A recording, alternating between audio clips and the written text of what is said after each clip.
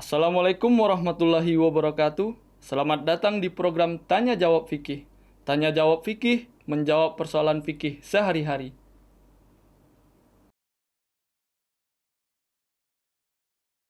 Bismillahirrahmanirrahim. Assalamualaikum warahmatullahi wabarakatuh. Pemirsa MTA yang dirahmati Allah, bagaimana kabar Anda? Semoga Allah Ta'ala senantiasa melimpahkan rahmat dan karunia-Nya kepada pemirsa sekalian.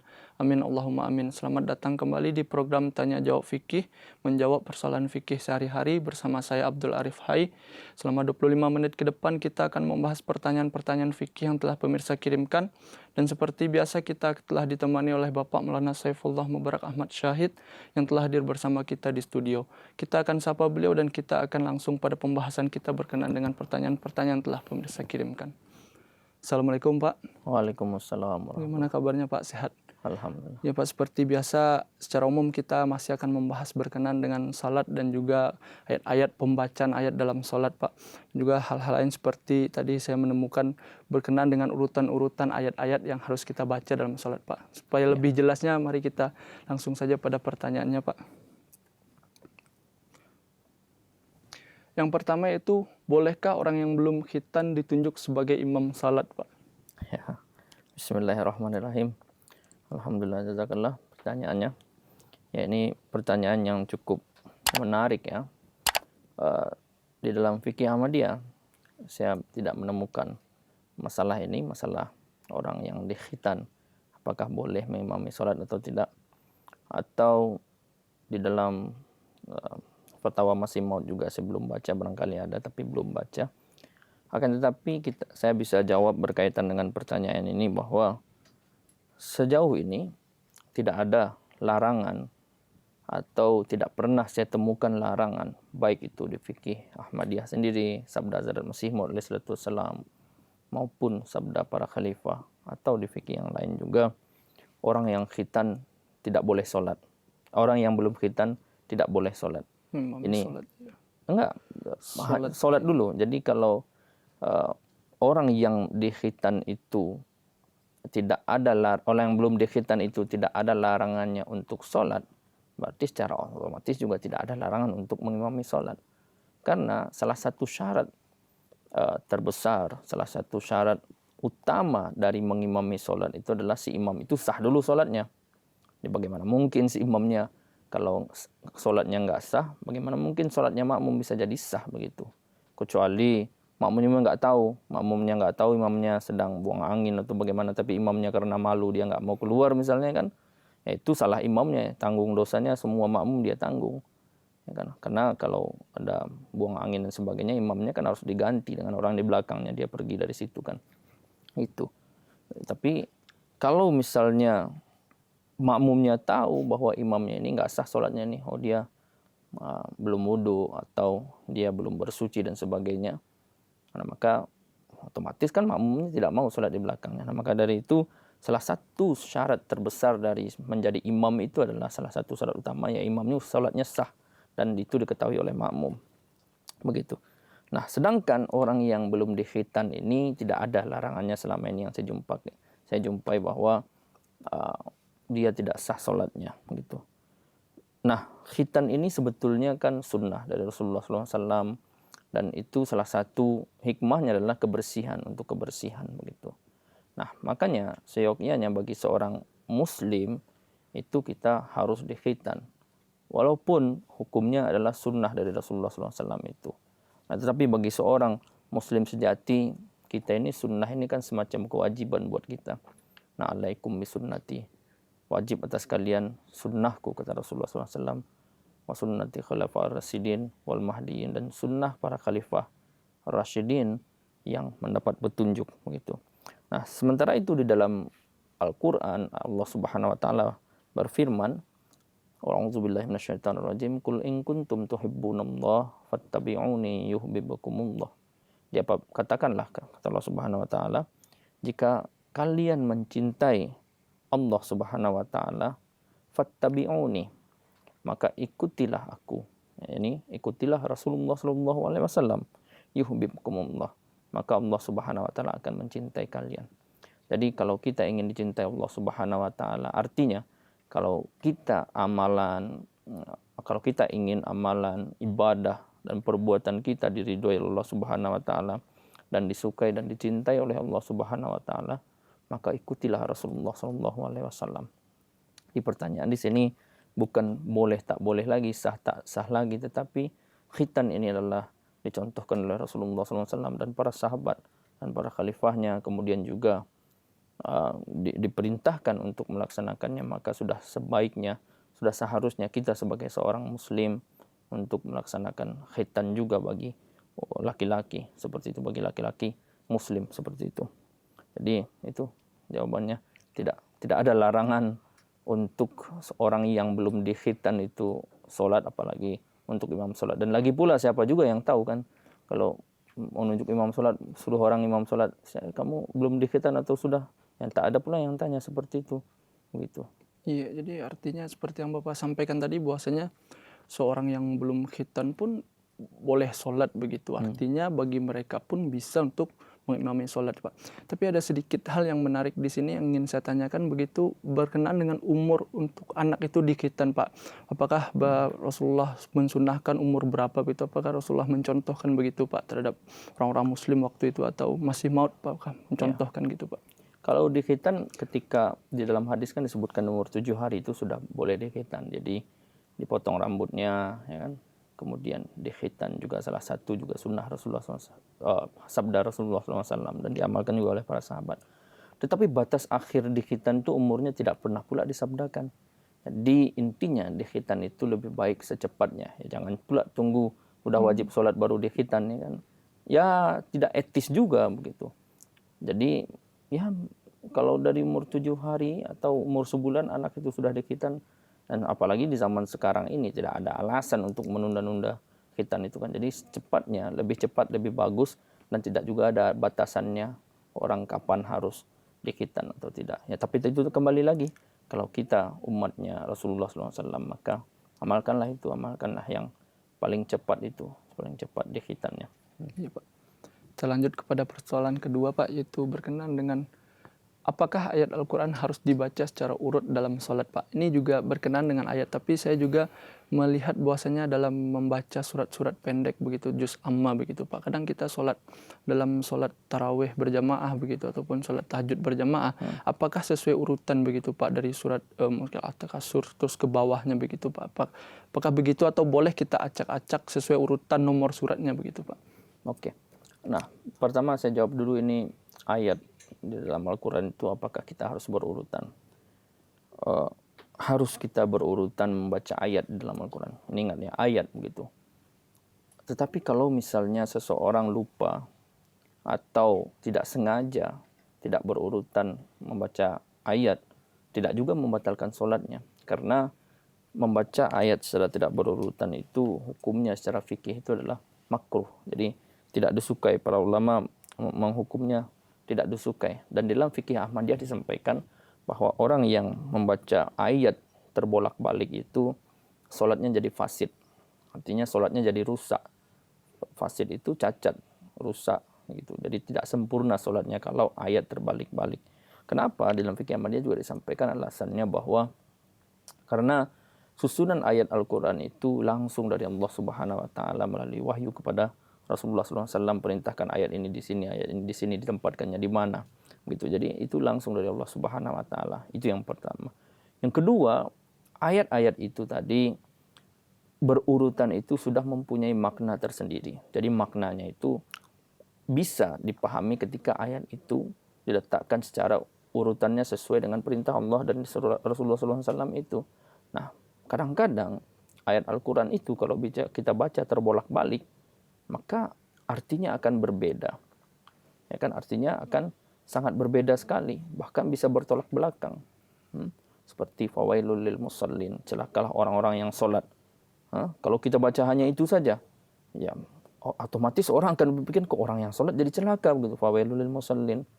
Ya, tapi ada ayat selanjutnya. Tapi kalau ayat yang selanjutnya itu orang yang seperti apa sholatnya yang celaka, ini orang-orang yang sholat karena dia dan sebagainya. Kalau ayat itu kita taruh di depan, sementara fawailul lil musallinnya celakalah orang yang sholatnya kita taruh di belakang, otomatis kan artinya jadi berbeda, dan ini sangat bertentangan dengan cara kita memahami Al-Quran itu sendiri, membaca Al-Quran itu sendiri. Jadi baca di dalam membaca ayat Al-Quran, bacalah sesuai dengan urutannya. Tapi kalau misalnya tidak sesuai urutan, kalau tidak sengaja, ya namanya tidak sengaja kan tidak ada hukumnya. Kalau sengaja membaca seperti itu hukumnya makruh lah. Jadi fasid solatnya menjadi rusak begitu. Nah, kemudian yang ditanyakan tadi, membaca surah, apakah harus berurutan di dalam Al-Quran gitu, di dalam kita solat. Jadi kalau misalnya kita solat 2 rakaat gitu kan, atau 3 rakaat atau 4 rakaat, kan kita membaca ayat hanya di rakaat yang kedua, 1-2 saja. Nah, di rakaat yang pertama dan keduanya itu sebaiknya kita membaca surah itu berurutan. Misalnya kita membaca Alam Tarakai dulu, kemudian setelah itu Ara'aital ladzi yukadzibu biddin, atau Qul a'udzu birabbil falaq dulu, baru Qul a'udzu birabbin nas, seperti itu. Jangan kita membaca An-Nas dulu baru membaca Al-Falaq, Qul a'udzu birabbil falaq. Nah, ini kalau di dalam ulama itu tidak menyukai ini. Jadi ulama fikih menganggap ini sebagai sesuatu yang makruh kalau dikerjakan secara sengaja begitu. Jadi ini tidak baik. Tetapi kalau misalnya kadang-kadang di dalam juz amma itu kan kita bingung juga, lupa juga antara inna atau inakal kautsar dulu atau qul ya ayyuhal kafirun dulu. Saya sendiri juga kadang-kadang lupa juga itu urutannya begitu. Nah, kalau misalnya tidak sengaja, ya tidak juga membatalkan sholatnya, dan juga tidak ada tadi sholatnya tidak rusak juga, tidak fasid juga, asalkan jangan lakukan dengan sengaja begitu. Itu di dalam 1 rakaat kita sebaiknya diusahakan seharusnya itu surahnya itu kita baca berurutan. Nah, tetapi kalau di dalam sholat witir, di dalam sholat tarawih atau sholat tahajud berjamaah misalnya, itu tidak juga ada hukumnya antara rakaat pertama, kedua, 3, 4 dan seterusnya itu harus kita berurutan. Misalnya Al-Baqarah ayat pertama dulu, kemudian Al-Baqarah ayat terakhir, kemudian baru surah Al-Imran di rakaat yang ketiga, ya, kemudian yang keempat surah apa, terus-terusnya. Tidak ada juga perintah seperti itu. Tetapi kalau mau seperti itu juga lebih baik berurutan seperti itu. Jadi yang kembali lagi kepada ayat tadi, memang tidak membatalkan sholat, tapi jika itu dilakukan, ini sholatnya itu fasid atau cacat ya, pada ulama para fuqaha mengatakan tidak disukai atau makruh begitu. Karena kita pahami juga, jika kita memahami surat-surat dalam ayat-ayat dalam Al-Quran itu, kita pahami bahwa kadang ayat yang di bawah itu menjelaskan ayat sebelumnya. Begitupun ayat selanjutnya itu menjelaskan ayat-ayat sebelumnya. Jadi kita harus membacakan secara urutan yang benar. Tapi jika terlupa atau memang kurang hafal begitu dan kita salah, itu tidak ada apa-apa, karena begitulah Islam, kemudahan yang diajarkan Islam. Berkenaan dengan tadi Pak, yang sedikit saya simpulkan bahwasanya dalam sholat harusnya juga kita hendaknya memberikan urutan-urutan yang sesuai dengan surat. Begitupun dalam sholat, tapi sebenarnya tidak ada hukum yang jelas, tidak ada hukum yang tegas begitu, karena jika pun salah urutan kita pun tidak masalah dengan catatan tidak tahu tadi ya Pak. Ya, kadang-kadang lupa ya kan. Jadi yang pertama tadi juga tidak ada sujud sahwi kalau ayatnya bolak-balik atau salah dan sebagainya. Tidak ada hukum untuk sujud sahwi. Kemudian juga tidak ada hukum untuk sujud sahwi kalau misalnya surahnya terbalik begitu, urutannya terbalik. Tidak ada untuk sujud sahwi, tidak ada.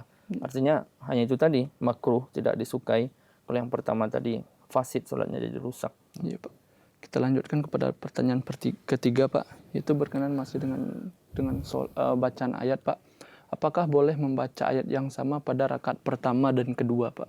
Ya, ini lagi-lagi kalau ini dilaksanakan secara sengaja, misalnya rakaat pertama baca inna atau inna, rakaat yang kedua itu lagi, maka ini makruh. Ini tidak disukai. Makruh artinya tidak membatalkan sholat gitu.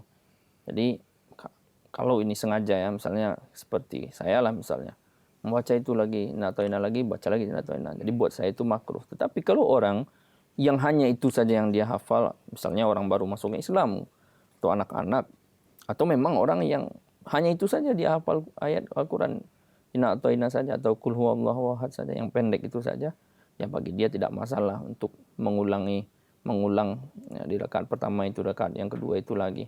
Tidak masalah begitu.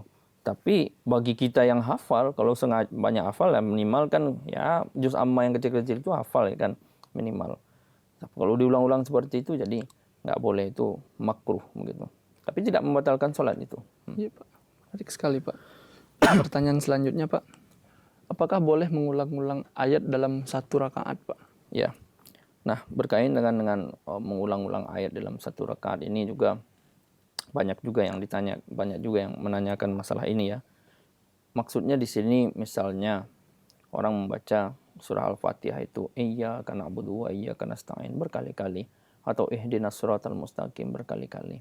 Nah, di dalam fikih Ahmadiyah itu disampaikan bahwa kadang-kadang di dalam sholat itu seseorang itu atau kita mengalami suatu hal yang dimana kalau kita membaca ayat itu berulang-ulang, ayat yang kita mengerti tentu paham artinya apa isi kandungan ayat itu, ini akan menambah kekhusyuan kita di dalam sholat, menambah hikmat kita di dalam sholat, lebih menambah fokus kita dalam sholat, lebih menambah perasaan yang luar biasa di dalam sholat begitu. Seperti misalnya tadi membaca iyyaka na'budu wa iyyaka nasta'in.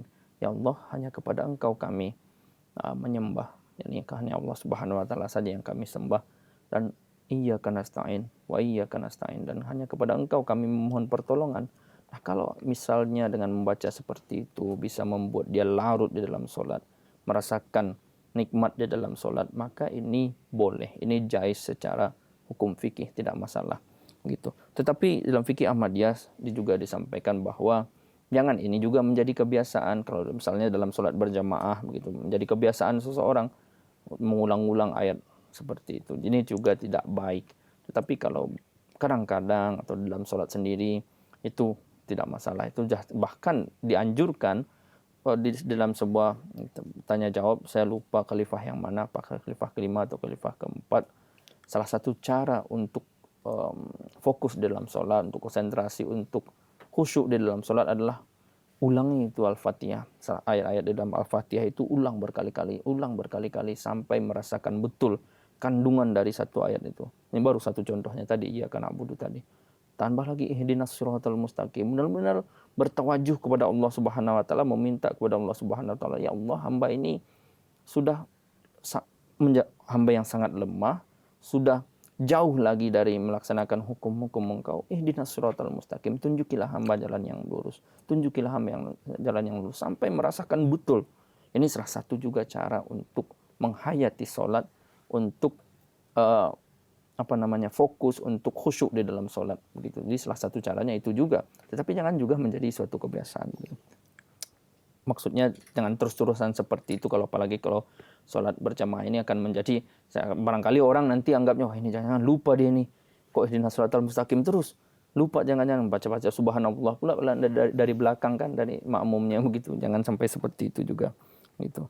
Nah, di dalam fikih Ahmadiyah juga disampaikan bahwa Hazrat Muslim Maud radhiyallahu anhu biasa kadang-kadang mengulang-ulang ayat itu, iyyaka na'budu wa iyyaka nasta'in itu tadi. Sering beliau seperti itu, mengulang-ulang ayat seperti itu.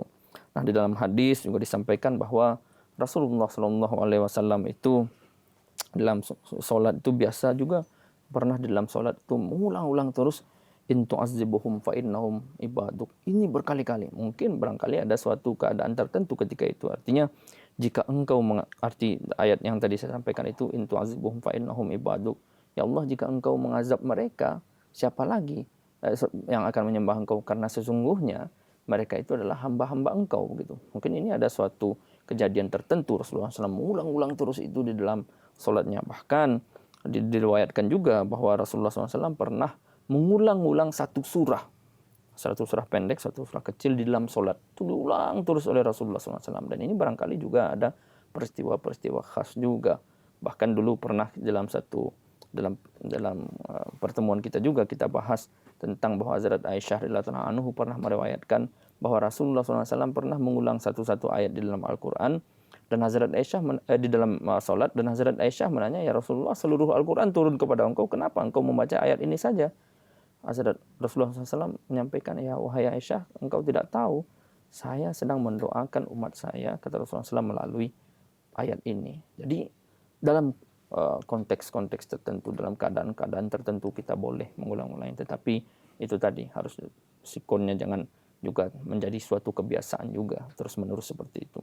Ya, cukup menarik ya Pak, karena pada suatu taraf tertentu ini bisa menambah kusukan kita dalam sholat begitu, karena kita pun merasakan jika kita memahami arti dari sebuah surat dan memang keadaan-keadaan itulah yang kita rasakan begitu, terkadang kita cenderung mengulang-ulang ayat, tapi jangan pula kita menjadi imam begitu mengulang-ulang ayat, takutnya nanti Orang salah paham begitu. Jadi kalau sholat sendiri ya udah bagus, tidak masalah.